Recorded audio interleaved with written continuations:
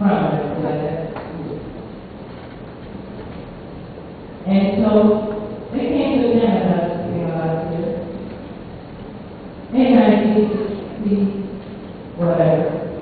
And you know, when they came here, a lot of people were leaving their kids in Jamaica.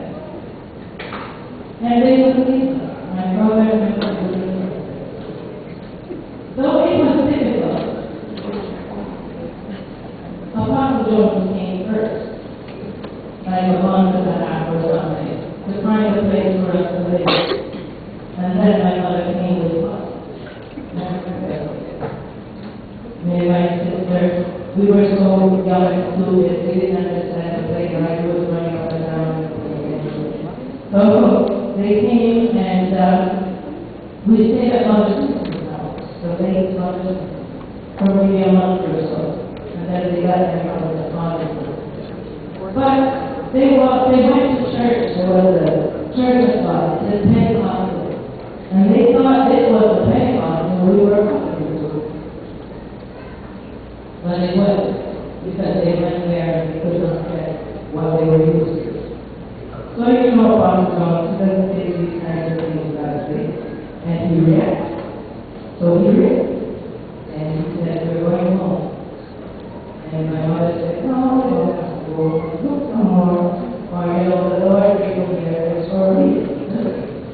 And somehow they talked together, and we started having a service, like we're meeting and all in the basement.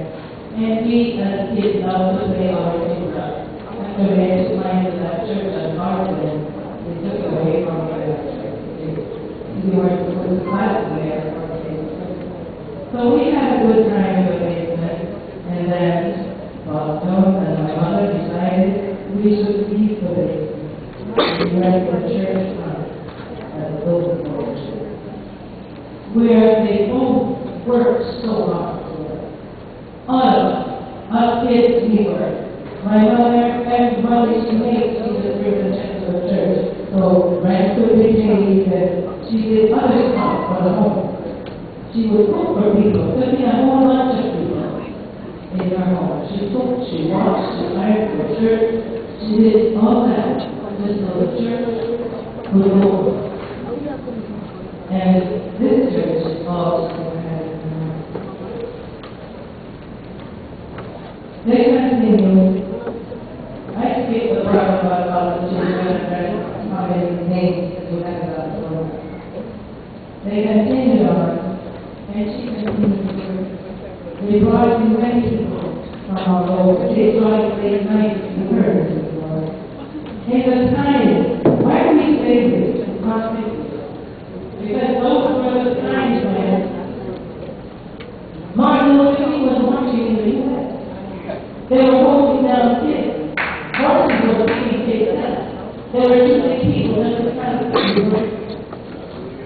You know, that's the time they're talking about. It was wrong. You didn't have all these gas stations on the highway. They were not. You didn't have food. You had to carry your own, so I would go right and be fried or this, that, and how the car, and some of these generators had to go out because they used to be the car, right here, and okay, so, you know, she did all of this just so the church would go on, but at the unfortunately, it was to get two others to create God with them. Invite them here for reinforcement. That's why she writes the song, "Hold the fort for I am coming." Jesus is. Wait there for that to them. By night, and she did. She held the fort until the 27th of June. And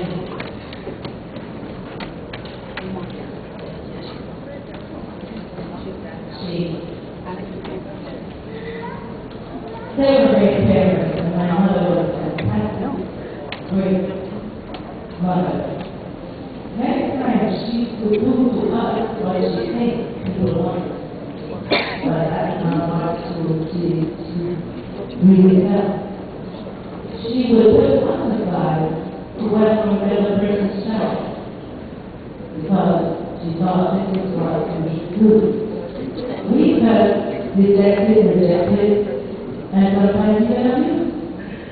because they were put under the mercy.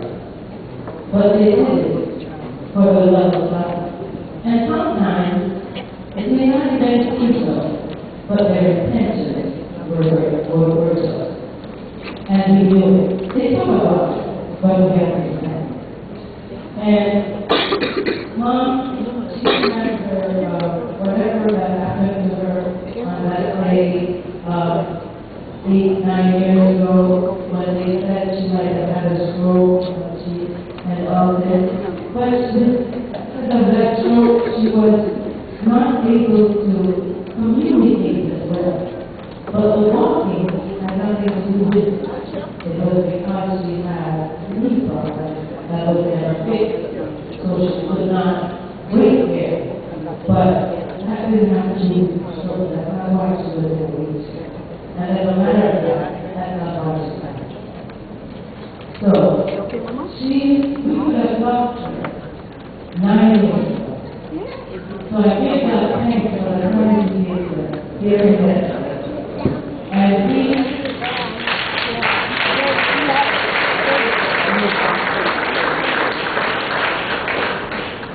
had the opportunity to make her, and she also had to make right with the God. So He knows what to do for His children when the time comes. He knows how to cover them, how to embrace them, how to correct them, and how to make them perfect. So He can ready them to take them home. And so she sat there in her wheelchair, and she became perfect. And He was ready to take them home. Though I know this, it doesn't hurt God to make it. I don't know that I don't want to have what her story. And I can't want to know. But like I said, I just give you a brief account of my mother's life. Because what I could have said would take too much. No matter what I said, they take too much already. But as I said, you know, Lord, roll back the curtain of memory now.